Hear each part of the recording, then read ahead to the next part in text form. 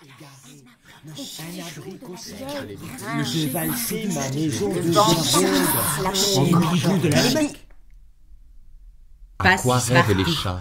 Les capes, À quoi rêvent les bachibouzous? des têtes bizarres. Un abricot. Le Encore chien quelques que lèchent les mètres. vitrines. À quoi rêvent? Le L'amour vent tapisse s'éveille. l'amour. À quoi rêvent les chats?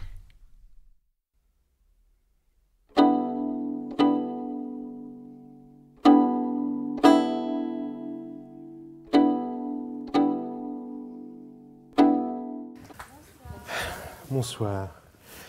C'est très bien. C'est très bien. C'est moi. C'est le souffle de la joie d'accueillir Gigi Bigou. Tu vois, je ne suis pas seul. Regarde comment tu as accueilli ici. Ouais, ça fait plaisir. Tu es aimé. Et s'il y a bien quelque chose qu'on peut dire, parce qu'en fait, je connais très peu Gigi, mais par contre, je l'aime. Et j'ai l'impression que c'est ce qui se passe. Gigi, c'est quelqu'un qu'on aime. On aime l'entendre raconter. Des fois, on ne se pose pas la question, pourquoi ou pourquoi pas. Mais c'est comme ça. Tu es quelqu'un qui...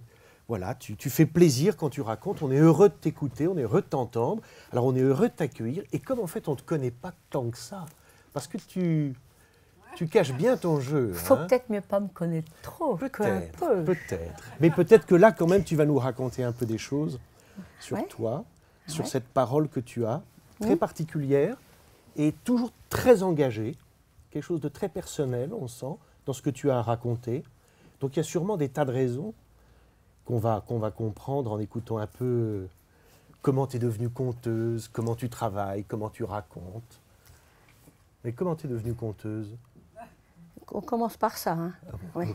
Pas tout d'un coup. Non, pas tout d'un coup. On va égrener petit à petit, comme ça. Alors, comment je suis devenue conteuse? C'est pas compliqué. C'est parce que je me suis retrouvée dans une école expérimentale avec des enfants autistes et psychotiques. Et c'était une école qui venait de Bonneuil. Vous avez connu peut-être Maud Manoni, certains, c'était pas loin de chez vous. Et les gens qui ont fondé Bonneuil ont fondé ensuite l'école de Guénouvry à côté de Redon. Et moi, j'ai passé 10 ans dans cette école. C'est quelque chose qui m'a nourri à un point, et qui m'a structuré, etc. Et entre autres, on m'a demandé de compter.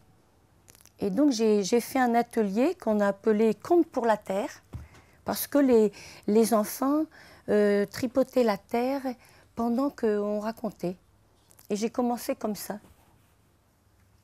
Des contes hyper traditionnels. Que tu avais entendu déjà? Non, que je lisais, que je trouvais dans les livres. Et je n'en revenais pas de la richesse des contes traditionnels du monde entier. Ça m'a épatée. Mais là où tu étais, il y avait des conteurs? Tu avais entendu, toi, dans ta famille, Ouais, dans des cafés à Redon, il y a la bogue. Et donc, il y avait les contous. Chez nous, il y a des contous. Mais c'était des hommes. Il n'y avait pas de contouses. Et puis c'était un registre...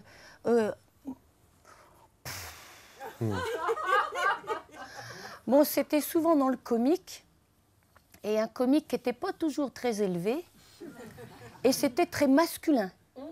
Et quand moi j'ai d'abord commencé donc à Guénouvry à compter en français à ces enfants psychotiques autistes, j'ai vraiment adoré ça, tellement que je suis allée raconter à l'école de ma fille.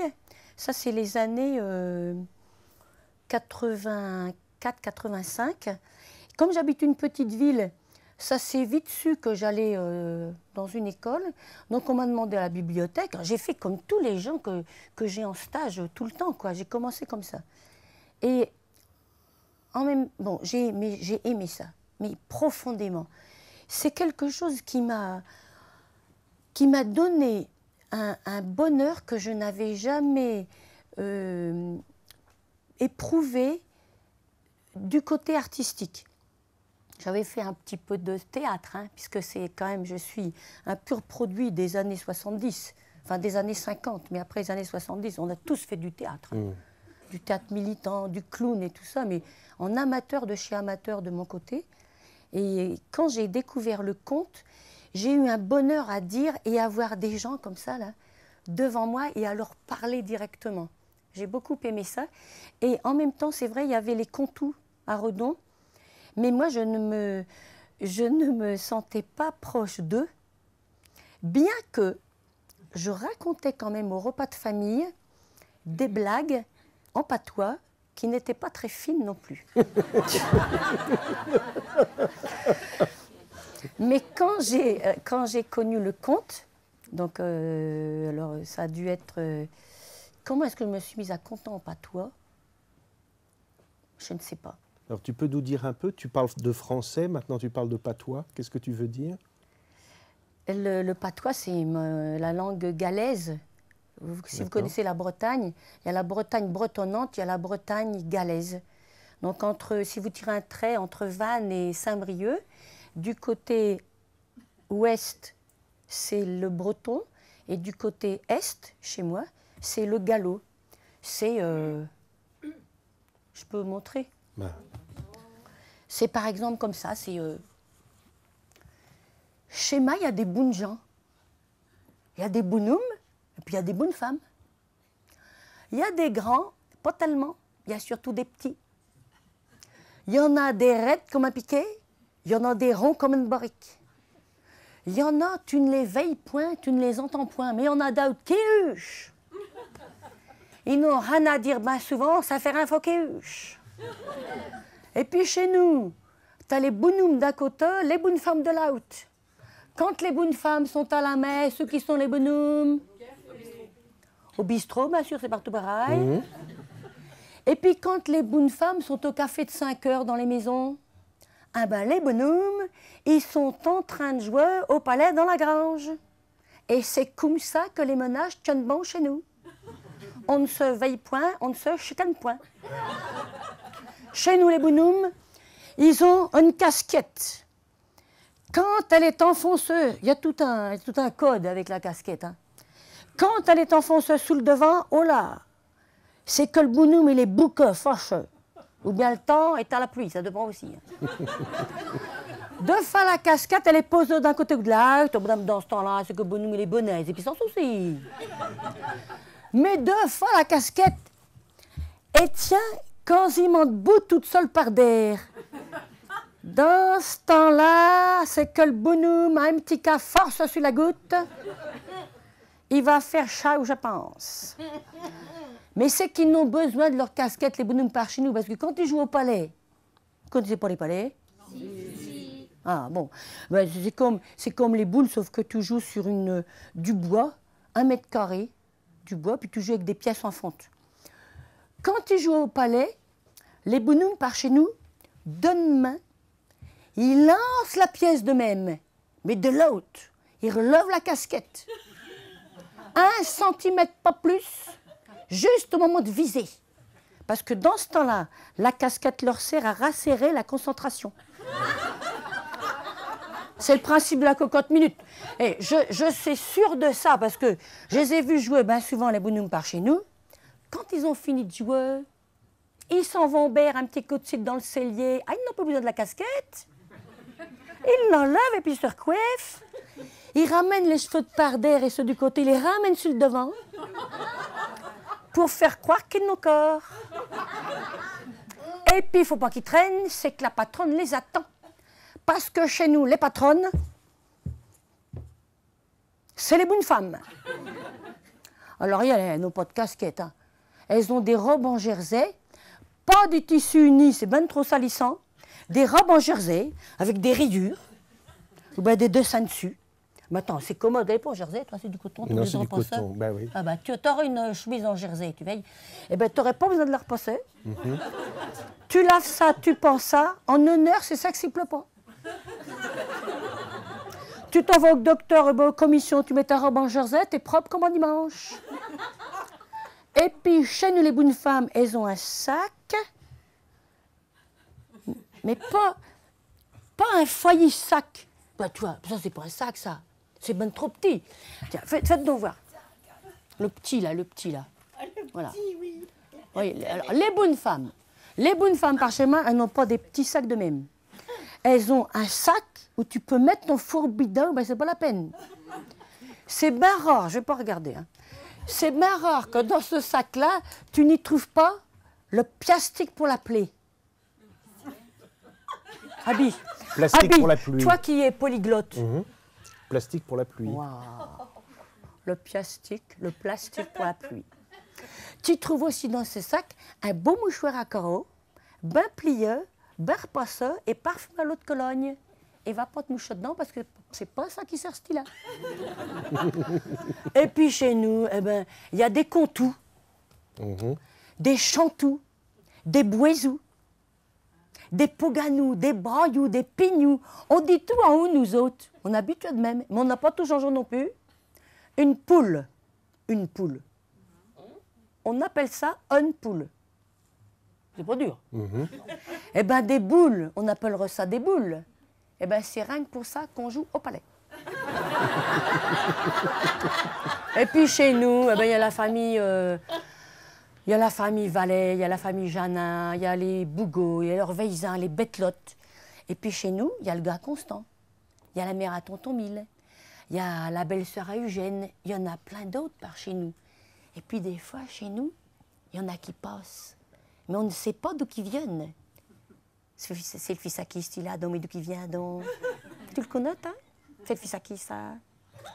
On n'aime pas ça schéma, rien savoir sur les outs. Quand c'est de même, nous, on aime bien mieux inventer. C'est comme ça que les ventieux, ça veut dire peut-être, c'est comme ça que les ventieux deviennent vérité. À tort des fois. Mais c'est ventieux comme ça que naissent les histoires.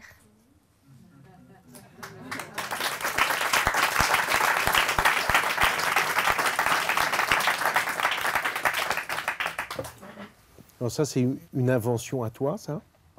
Oui, c'est quand j'avais fait mon premier spectacle qui s'appelait Histoire sous le pommier, qui s'était d'ailleurs appelé avant, mais c'était incompréhensible, Histoire du bout du Chora. Alors les gens ne comprenaient rien du tout, donc j'ai mis Histoire sous le pommier. C'était mieux. Et tout le spectacle était en patois? Oui, tout le spectacle était en patois. Parce que, donc je me suis mise à compter en patois. Et je me suis rendu compte qu'en patois, on pouvait très bien raconter des choses humoristiques, mais pas que des choses humoristiques. J'ai raconté des histoires comme la Madeleine, qui étaient très émouvantes. Et moi, j'estime avoir une parole de femme, même quand je parle en patois. C'est marrant parce que ensuite, je n'ai plus compté en patois parce que j'avais peur d'être cataloguée. La contouse, hein, la contouse d'Ordon. Ben, je ne peux pas tout dire en patois parce que je parle français. Le patois, c'est plus une langue affective pour moi.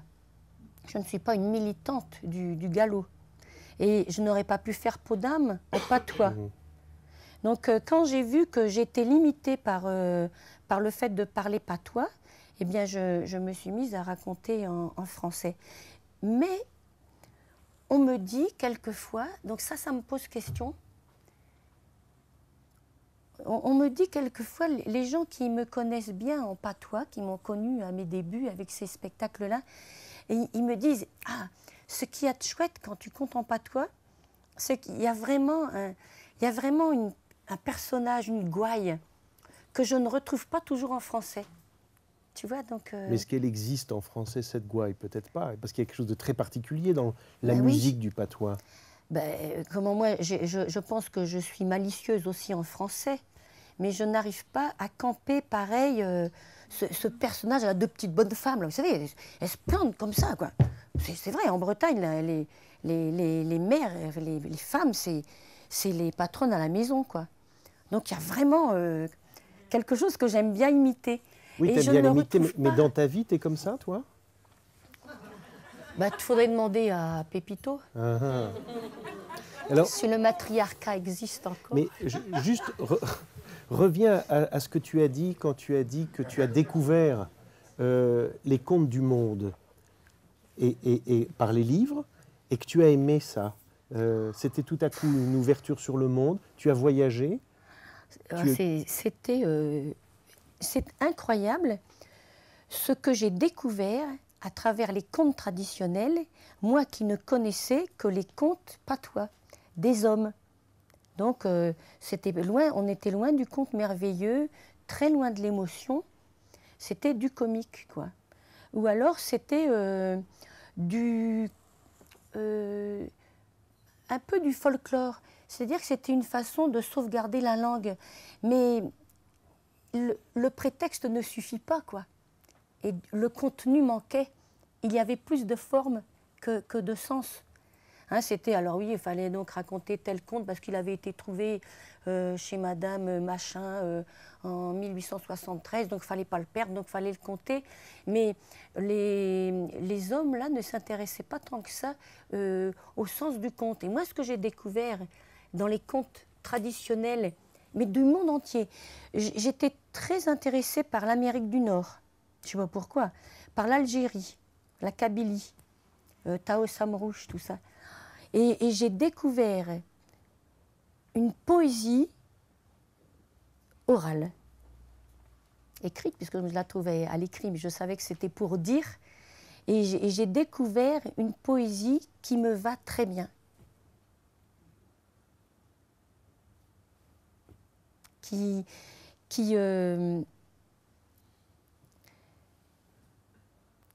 Pour moi, c'est ça que j'aime dans les contes, c'est le fait que on explique, pas seulement le monde, mais enfin oui, le monde, je veux dire, pas seulement la Terre, l'univers, on explique le monde, on explique les sentiments, on explique qu'est-ce que c'est que vivre sa vie, on explique qu'est-ce que c'est que la mort, on explique, mais tout ce qui fait l'humanité se trouve exprimé dans les contes avec des métaphores, avec des images, avec des impossibles qui deviennent possibles. Hein, je ne sais pas, moi, quand quelqu'un va chercher, tu vois, dans Savitri, l'édit de la fidélité, quand cette femme s'en va chercher son amour, son amoureux dans la mort, je ne sais plus, c'est pas en enfer, mais dans le pays de la mort, oui. Je trouve ça, mais enfin, pour moi, c'est extraordinaire et ça me convient très bien pour vivre en tant que mortel. Ça me convient très bien d'avoir les contes. Une fois, j'avais dit ça, je l'avais exprimé comme ça, et je me dis, oui, c'est ça que je pense. Que pour moi, les contes, c'est les soins palliatifs. Toute notre vie, tu vois, jusqu'au bout de notre vie, ça nous élargit la vie. J'adore ça. Mais dans beaucoup de traditions, le conte, et surtout le conte merveilleux, est lié à la mort, à la veillée, à l'idée que le conte participe à cette relation entre la vie, la mort. On parle beaucoup de mort dans les contes. Ouais. Tu as raconté beaucoup d'histoires où la mort est présente. Ben avec C'est drôle la vie surtout, puisque c'est c'est un spectacle sur la mort. Donc j'avais beaucoup travaillé autour de la mort, et je me souviens qu'en travaillant, en cherchant des choses, j'avais un peu peur, parce que j'avais l'impression de toucher à... Ça me faisait un peu de superstition. Je me disais, mais pourquoi tu as envie de travailler ça? Pourquoi tu as envie de parler de la mort? Et c'est intéressant de parler de la mort, parce que bien sûr, on est mortel, et puis parce qu'on est amené dans notre vie à perdre des gens qui nous sont chers. Et j'avais l'impression de vouloir me préparer. Et je me souviens que ça me faisait un peu peur. Mais je l'ai fait et personne n'est mort. Donc je me dis, j'ai bien fait de le faire. Mais par contre, est-ce que c'est ça qui, après, t'a donné envie de travailler sur Peau d'âme? Comment c'est venu l'aventure? Peau d'âme, on l'a vu ici, au théâtre. Tu as beaucoup joué. C'est une histoire tout à fait étonnante. Et dans ta vie, sûrement un moment très important, non? La rencontre, Ouais, ah oui. Et pour faire le lien, donc pour répondre à ta question, je dirais que à chaque fois que je suis passée à un spectacle, il y avait une bonne raison pour le faire. Donc là, le premier, c'était je ne parle pas forcément des spectacles enfants, sauf Pois Plume. Mais le premier, c'était donc Patois. C'était mes racines, ça c'est clair. Donc j'ai parlé de mon enfance, je racontais que j'étais née dans le ventre de ma mère, mais que dans son ventre, c'était pas du liquide amniotique, c'était du cidre doux. Tu vois, je parlais de plein de choses. Bon. Ensuite, je suis passée à Jean des Merveilles, un roman de Selma Lagerlof que j'avais mis en oralité parce que je voulais m'éloigner du patois. Donc j'ai été fascinée par cette histoire de l'empereur du Portugal, que j'ai appelé Jean des Merveilles, qui était l'histoire d'un père qui aime trop sa fille et qui, pour ne pas souffrir de son départ et du fait qu'elle était devenue prostituée, eh bien, il est devenu fou et il a inventé qu'elle était impératrice de Portugalie. Et moi, je trouve ça mais renversant que quelqu'un devienne fou pour ne pas souffrir. C'est des choses qui me touchent beaucoup. De Jean des Merveilles, je suis passée par Ainsi soit-elle, le spectacle avec les autres conteuses sur la religion, et je suis passée à Peau d'âme. Et Peau d'âme, je sentais que... Non, à C'est drôle la vie. Et C'est drôle la vie sur la mort. Ma mère était décédée, et donc j'avais envie, en 92, quand j'ai commencé à compter, et j'avais envie de parler de la mort, quoi. Peut-être pour moi, m'approprier les choses, parce que ce qu'on fait quand on a un thème, c'est toujours pour soi, quoi. Ensuite, c'est normal que ça fasse écho chez les gens, et on n'est jamais seul à vouloir réfléchir à une question. Et C'est drôle la vie est né un tout petit peu avant le spectacle sur la mort de Yannick, le spectacle de Mimi sur une aussi belle mort, et comment le cinéaste que j'adore, là, Pedro Almodóvar, qui lui a fait son premier film sur la mort, Tout sur ma mère. Voilà. Donc, on est toujours dans un mouvement, hein, dans une société, hein, on n'invente rien. Et après C'est drôle la vie, eh bien, je sentais que me travaillait l'histoire de cette existence des contes dans toutes les cultures, dans le monde entier, des explications du monde. Cette littérature orale existe partout. Et je me disais, mais ça doit être drôlement vital pour que ça existe partout. Ça doit être complètement nécessaire à l'homme quoi, qui arrive sur Terre, c'est nécessaire à toutes les cultures. Et comme ça, à force de réfléchir, je me disais, mais alors, si l'homme a inventé ça, c'est qu'il se sent limité. Il sait bien qu'il va mourir, il est limité dans le temps, il est limité dans l'espace. Hein, on a inventé l'avion, mais on ne se déplace pas comme ça. On est limité. Notre vie sur Terre est vraiment limitée. Et avec l'imaginaire, ben justement, on peut aller, on passe des frontières.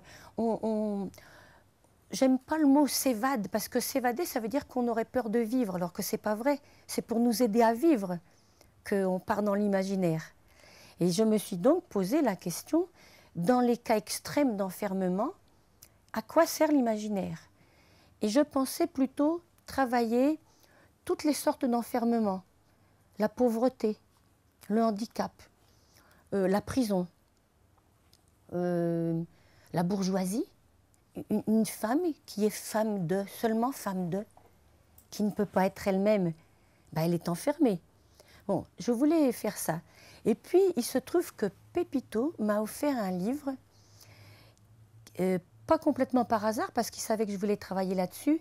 Et sur ce livre, c'était marqué camp d'enfermement. 39-45, quoi. Camp de femmes. Et il me l'a offert.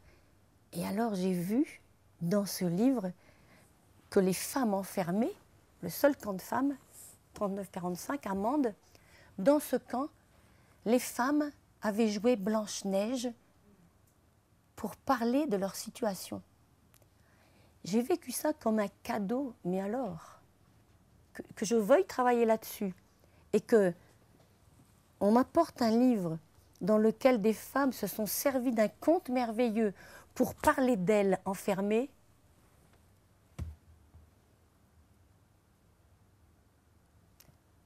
c'est comme ça que ça s'est fait.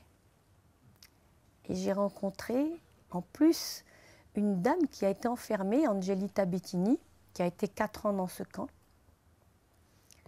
qui, elle, n'a pas joué, parce qu'elle faisait du théâtre, hein, les femmes. C'est-à-dire que les résistantes, les anti-nazis allemandes, il y avait des anti-nazis allemandes, des républicaines espagnoles, des juives, des résistantes, des communistes, des prostituées, parce on mélange toujours les genres pour que les gens puissent dire, bah oui, c'est que des voyous là-dedans. Et elle faisait du théâtre, elle faisait de la dactylo, c'est comme ça qu'on dit, hein, ça, on ne fait plus ça maintenant, de la dactylo. Elle donnait des cours de langue, enfin, elle faisait des poèmes, elle faisait de la couture. Elles ont refusé de tricoter pour l'armée. Pas question. Elles faisaient leurs affaires entre elles, et c'était surtout grâce aux anti-nazis allemandes et aux politiques en général qui étaient vraiment résistantes, hein, au premier sens du terme.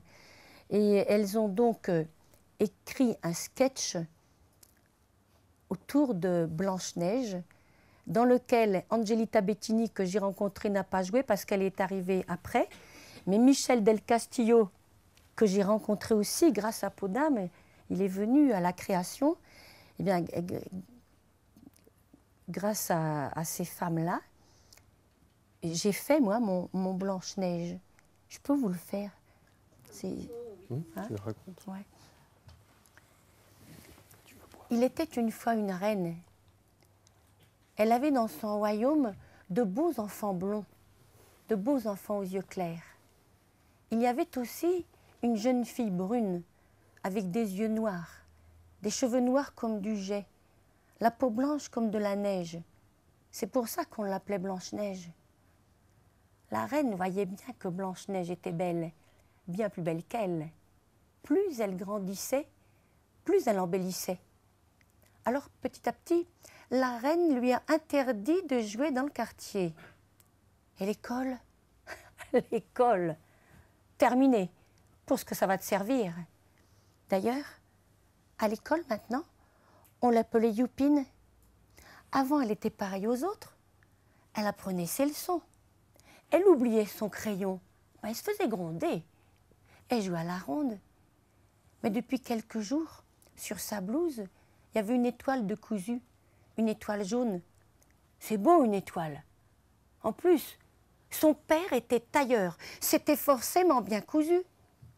Pourquoi ses copines d'hier se moquaient d'elle aujourd'hui? Blanche-Neige, tes copains tu quitteras, de ton chat te débarrasseras. Blanche-Neige, de pain blanc ne mangera, de viande ni de n'acquérera. Blanche-Neige, au cinéma tu n'iras, de confiture te privera. Blanche-Neige, point de valise n'achètera. C'est comme ça que Blanche-Neige s'est retrouvée parquée dans le quartier. Mais toujours la méchante reine la croisait. Et toujours son miroir lui disait que Blanche-Neige était la plus belle. Alors un jour, elle a envoyé un chasseur la chercher. Un chasseur avec des brodequins cloutés et une mitraillette à la main. Dans un camp, il l'a emmenée. Mais toujours la méchante reine la croisait. Alors elle a ouvert d'autres camps, en Polonska, en Lituania, en Austria. Mais toujours son miroir lui disait que Blanche-Neige était la plus belle. Alors on a coupé ses cheveux, on l'a affublée de vêtements trop grands, on lui a fait enfiler des gros godillots qui l'empêchaient de marcher. Alors, tu te crois toujours la plus belle? La méchante reine riait, riait. Blanche-Neige maigrissait. Elle se voyait dans ses compagnes. Parfois, l'une d'elles avait réussi à sauvegarder une photo du temps d'avant. Il y a 2 ans, au bord de la mer, Blanche-Neige avec son mari et leur petit garçon. Blanche-Neige dans son maillot de bain, avec de beaux seins et des cuisses bien plantées. Tu es trop belle, Blanche-Neige. La méchante reine ne veut pas ramasser ta photo. À la douche, Blanche-Neige avec les autres. À la douche. Normalement, les petits nains devraient venir la chercher sur le charnier, puisque normalement, ils devraient l'emporter dans un cercueil de verre, puisqu'un prince devrait l'embrasser, ça fait si longtemps qu'elle a été embrassée sur la bouche, ça fait tellement de temps qu'elle n'a pas fait l'amour. 10 ans, 100 ans, comme la belle au bois dormant. Mais les petits nains ne peuvent pas l'emporter. Ils sont en train de piocher dans le camp d'à côté. Blanche-Neige, tu crèves, et les petits nains ne peuvent rien pour te sauver. Juste pleurer, juste se rappeler pour après raconter comment on a fait mourir des fées. Juste pleurer.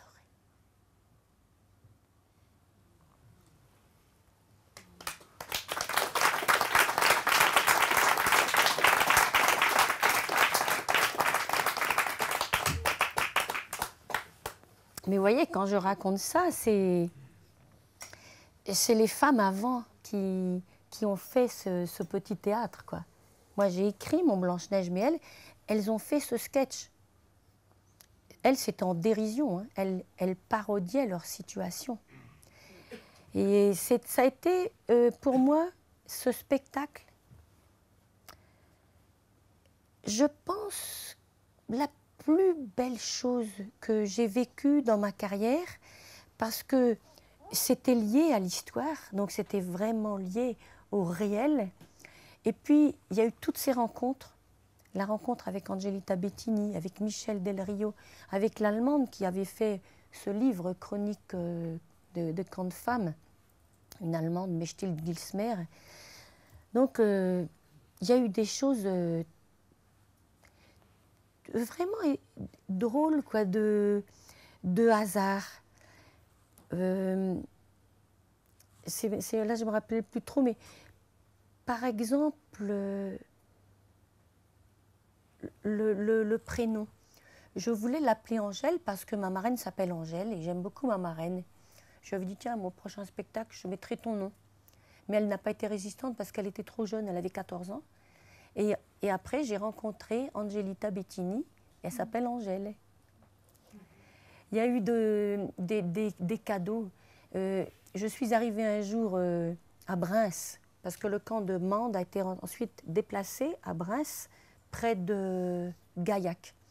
Et quand je suis arrivée pour faire C'est drôle la vie, la personne qui m'accompagnait m'amène à Breims, je vois Breims, je dis mais il y a eu un camp ici. Et elle me dit oui, je ne suis pas trop au courant, mais il y a des gens de l'association qui viennent vous voir ce soir. Donc évidemment, j'ai sauté sur ces personnes. Et comme je restais plusieurs jours, 2 jours après, elles m'ont apporté des lettres d'internés qui n'étaient pas publiées dans le livre de Mechtilde et surtout les coordonnées d'Angelita Bettini. Il y a eu des choses comme ça étonnantes. Je me demandais aussi, par exemple, à un moment, toujours le hasard, Pépito, c'est un hasard, le fait qu'il m'a apporté ce livre déjà. Hein, et je me demandais comment lier les indésirables de l'époque, qui étaient donc tous ces gens que je vous ai cités qui étaient au camp, avec les indésirables d'aujourd'hui. Et j'ai pensé aux gitans, aux gens du voyage, qui en plus ont beaucoup souffert pendant la guerre, et je ne savais pas comment, dans le scénario, les intégrer, quoi. Je ne savais pas trop. En plus, il y avait une gitane qui était avec Angelita, et on parle d'elle dans plusieurs livres. C'était une femme vraiment sympathique. Et on est passé en vacances chez Michel Bouet, et Michel me donne un livre, elle me dit « Tiens, ça va te plaire ». Et c'était Grâce et dénuement de Alice Fernet, et elle raconte comment une bibliothécaire, je crois, va raconter des histoires à des enfants du voyage dans un jardin. Mmh. Et moi, j'ai repris cette situation de mon personnage Angèle qui prête son jardin. Enfin, les gens du voyage l'occupent et elle les laisse dedans, elle sympathise. Tout a été du hasard. En fait, tu es en train de nous raconter un peu comment tu as fabriqué ce spectacle. Enfin, quand tu dis hasard, c'est des rencontres, un désir, et puis après, tu as construit ça pour que ce soit crédible, que tu puisses porter, parce que ça demande beaucoup d'émotion quand tu racontes une histoire comme Blanche-Neige. Oui. Donc j'imagine que tout ça, faut porter tout ça. Comment tu as construit cet univers dans Peau d'âme, entre les vrais témoignages, le conte merveilleux, toi, ta tante, ta marraine, tout ça, J'ai travaillé comme j'ai fait pour C'est drôle la vie, c'est-à-dire que j'attrape des choses et je sais que je vais les garder. Par exemple, dans le livre de Mechtilde, quand les Juives s'en vont et que leurs compagnes essayent de les retenir, de les empêcher, quoi. Elles se mettent devant, elles font un barrage, elles sont une centaine de femmes. Ça, je sais que je vais le garder dans mon spectacle. Il y a des contes. Tu vois, j'ai 4 rêves dans le spectacle. Il y a les faits réels et puis il y a l'imaginaire. Et dans les rêves, je les ai faits à partir de contes. C'est plus des motifs. Ce n'est pas tellement des contes en entier, mais des motifs. Parce que je suis fascinée par les motifs de contes. Celui qui m'a servi, par exemple, dans Peau d'âme, c'est le fait que dans un conte traditionnel, il y a plein de versions de ce conte, une jeune fille est jetée dans un puits par sa belle-mère et elle sait que son petit frère va être mangé parce que lui, il a été transformé en chevreau. Et dans le conte, on dit qu'elle prie pour s'en sortir. Alors moi, je ne peux pas dire prier, parce que je ne sais pas ce que c'est prier, mais je sais ce que c'est désirer très fort quelque chose. Peut-être que c'est ça, prier. Hein. Mais en tout cas, la jeune femme, dans mon conte, désire tellement s'en sortir que je reprends le motif du conte. C'est-à-dire qu'une plante pousse le long des parois du puits, et puis elle s'en sort. Non pas pour sauver son petit frère, puisque moi c'est Peau d'âme, mais pour sauver les Juives. Et dans le dernier rêve, je suis partie d'un conte mexicain que j'avais lu dans Femme qui court avec les loups. C'est un personnage qu'on appelle la loba, qui ramasse les cadavres des louves, de tous les animaux, mais surtout les louves, et elle les pose par terre, comme un puzzle, elle chante, et la chair revient.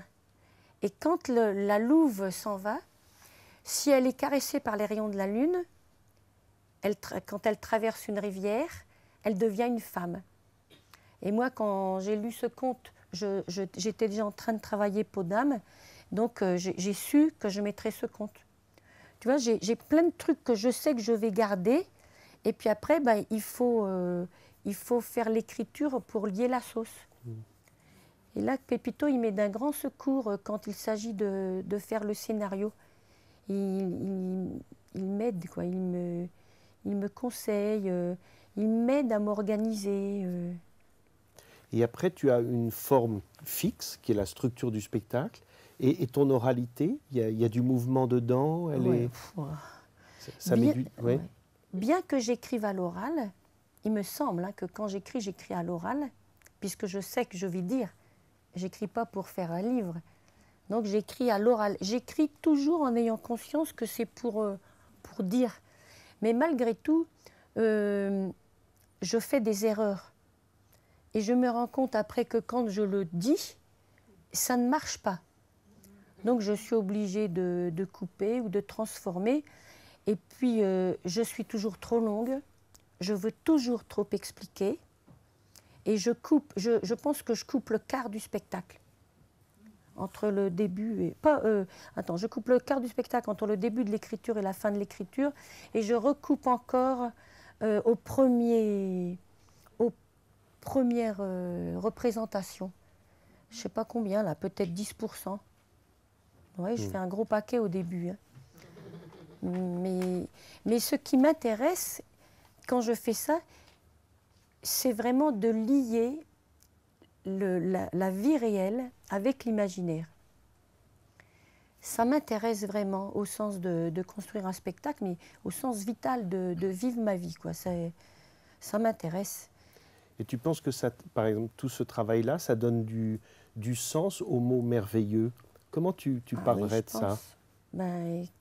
Moi, j'adore les contes merveilleux.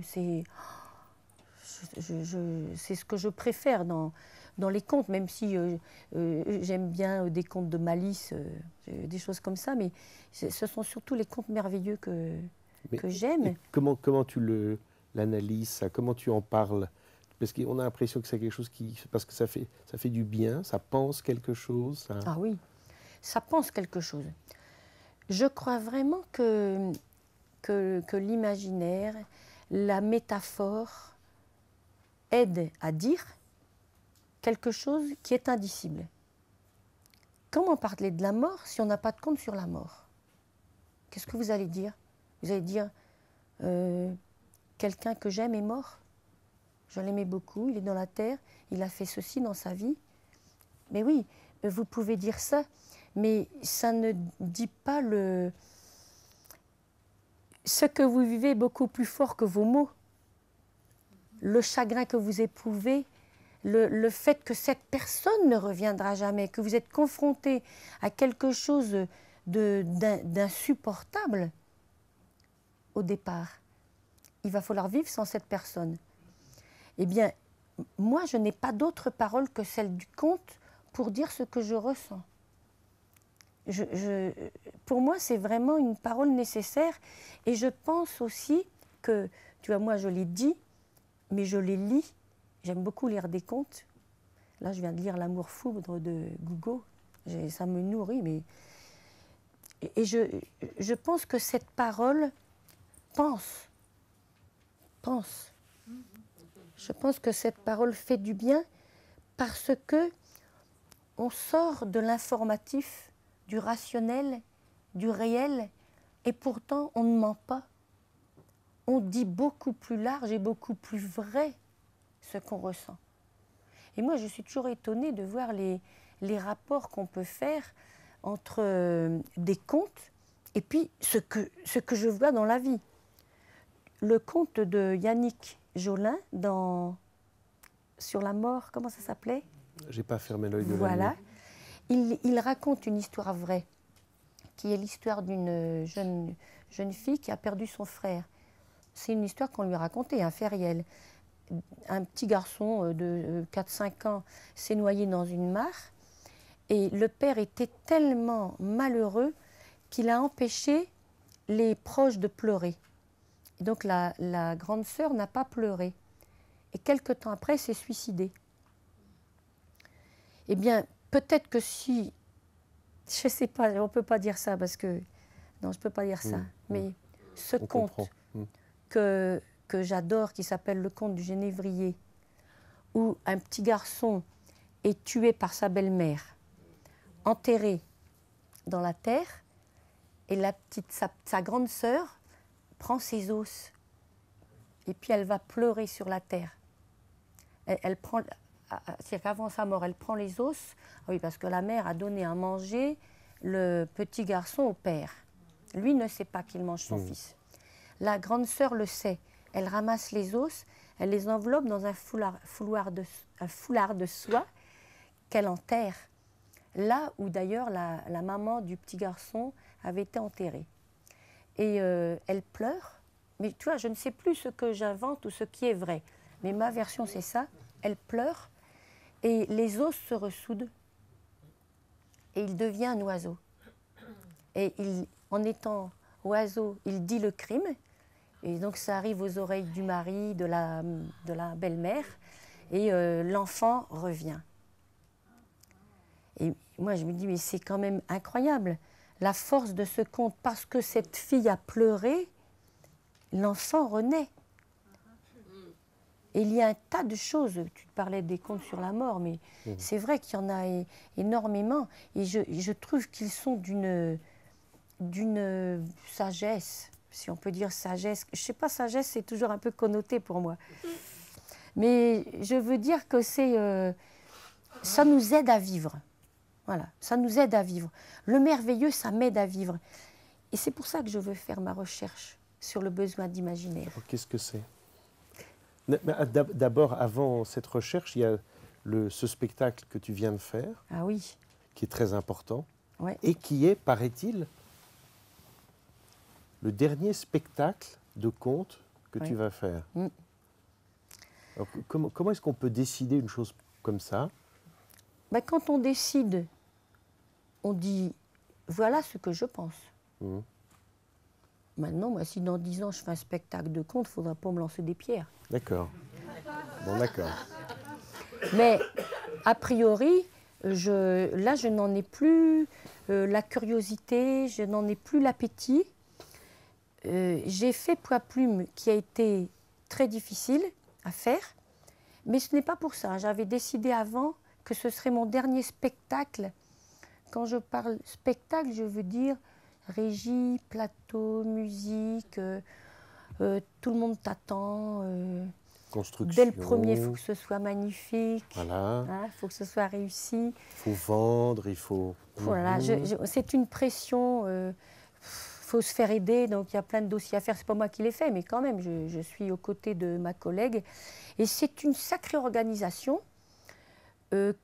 J'ai beaucoup aimé faire ça jusqu'à Poids Plume. J'ai eu beaucoup de misère à faire Poids Plume.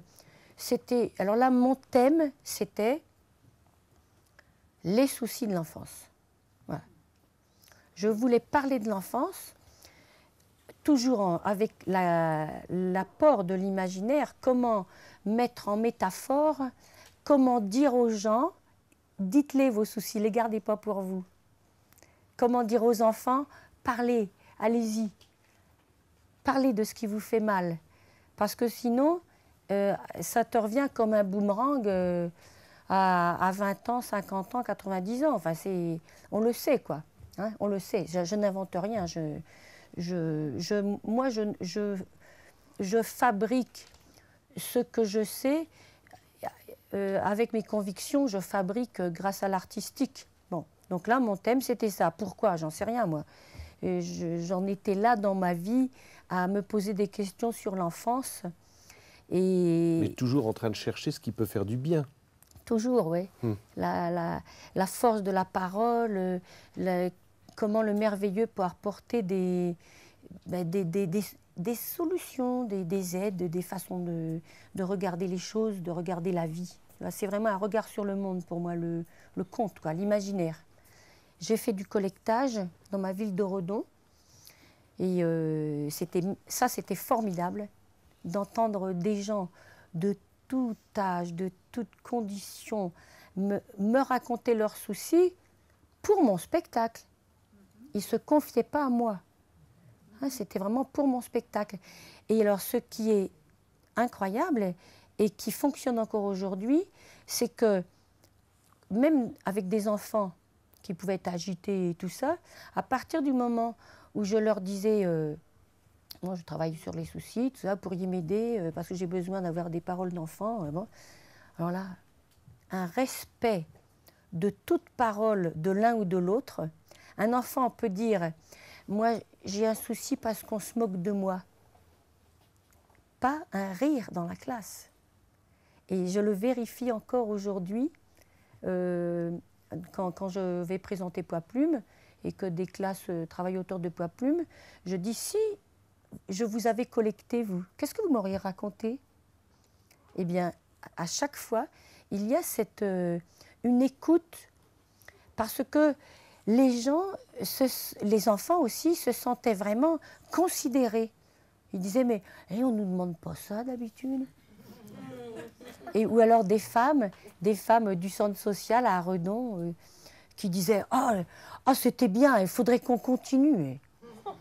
Et moi, je pense qu'en finissant, en faisant mon dernier spectacle sur la parole, j'ai l'impression d'avoir fait un bon petit tour de cohérence sur ce qui m'apporte moi dans la vie. Mmh.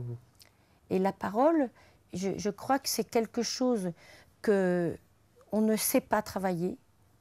On ne nous apprend pas à parler. On nous apprend à parler, oui, à la grammaire, on nous apprend à être poli, on nous apprend à répondre au maître, mais on ne nous apprend pas, selon les familles où on tombe, hein, on ne nous apprend pas à dire. Et je suis persuadée que si les gens avaient plus d'espace de parole partout, que ce soit dans nos boulots, que ce soit dans les familles, que ce soit partout, on irait mieux. il y aurait moins de violence, il y aurait... Pour moi, c'est une évidence, ça. Donc, en faisant ce spectacle qui a été très, très difficile à faire, là encore, Pépito m'a aidé à un moment où vraiment je crois que je me serais effondrée, tellement c'était difficile. Je ne sais pas pourquoi c'était difficile. Peut-être parce que je parlais de l'enfance et que ça me touchait. C'était très près aussi, le collectage et l'écriture. Je n'arrivais pas à prendre assez de distance. Mais il y avait des soucis rigolos. Hein. Ce n'était pas que des choses... tous les gens n'ont pas des soucis graves. Il y a des gamins qui me disaient, je sais pas moi, ouais, moi j'ai un souci, il faut balayer la cour. Vous voyez, il y avait tout, quoi. Donc, il y avait vraiment de tout. Et maintenant, il est fait. Et maintenant, j'en suis très contente. Ouais, on a mis le temps avec Michel Burette, la même musicienne qui travaille avec moi dans Peau d'âme. On est contente maintenant. Mais... Donc, à la suite de ça, j'ai décidé d'arrêter les spectacles parce que ce dont je vous parlais, là, de l'imaginaire, ça m'intéresse tellement que je veux prendre le temps de faire une recherche universitaire sur ce besoin d'imaginaire. Qu'est-ce que c'est que ce besoin qu'ont eu toutes les cultures du monde? Et qu'est-ce que c'est que ce besoin qu'on a encore nous et que je voudrais qu'on fasse partager à beaucoup d'autres gens? J'ai vraiment envie de réfléchir là-dessus parce que je pense que c'est inhérent à l'humain, quoi. L'imaginaire, le rêve. On ne se soucie pas assez de nos rêves. Ils sont extraordinaires, nos rêves. Je vais vous en dire un que j'ai fait, que je raconte des fois comme ça parce que il est formidable. Je suis dans une forêt et j'ai 7-8 ans, enfin je suis une petite fille, mais je suis maintenant quand même. Et je marche dans la forêt et je vois la lune. Elle est magnifique, elle est grosse comme ça, belle et... Excusez-moi du peu, mais elle descend vers moi. Elle m'a choisie. Elle vient vers moi, donc je la prends dans mes bras et je l'emmène dans ma maison. J'ai une petite maison en bois dans la forêt. Et on voit que je suis nourrie de contes dans mes rêves, quand même. Et donc je la fais rentrer dans ma maison, mais comme elle est trop grosse, elle se rétrécit et elle devient un ballon de mousse. Vous savez, je ne sais pas si ça existe encore, mais... Moi, quand j'étais petite, j'avais un ballon de mousse bleu marine. Donc, la lune, elle peut rentrer dans ma maison. Bon, je vague à mes affaires. On frappe. Et je sais que ce sont des méchants. Alors, je sais qu'ils veulent prendre la lune. Je dis, comment on va faire? Et elle devient toute plate. Et elle passe sous une porte, sous la porte de la chambre. Et quand les méchants rentrent, à la place de la lune, donc qui est passé dessous, il y a 2 souliers d'enfants. Une paire de souliers d'enfants. Et ce rêve, je l'ai gardé, mais intégral. Je vois les images et je l'ai analysé. De ma part, hein, parce que chacun l'analyserait d'une autre façon s'il le faisait. Et moi, j'ai compris, à cette époque de ma vie, c'était au tout début que je faisais poids plume, c'était assez difficile pour moi. Il y avait des trucs un peu lourds, quoi. C'était un peu une période difficile. Et les méchants, pour moi, c'était les programmateurs. Tu vois? Et donc, ils venaient pour... Mais c'est dur dans notre métier d'accepter qu'un programmateur n'aime pas ce qu'on vient de faire, qui est ce qu'on a de plus cher au monde. À ce moment-là, c'est comme un enfant qu'on vient de mettre au monde, et tu as des gens qui le regardent comme ça. Et c'est assez... Enfin, moi, je pense que pour tous les artistes, il faut du temps pour prendre un peu de recul. Et donc, c'était des méchants programmateurs qui voulaient voler la lune, dis donc. Alors, j'ai dit pas de ça. Et j'ai compris, avec ce rêve, qu'en fait, ils ne pouvaient pas voler ma lune, les programmateurs.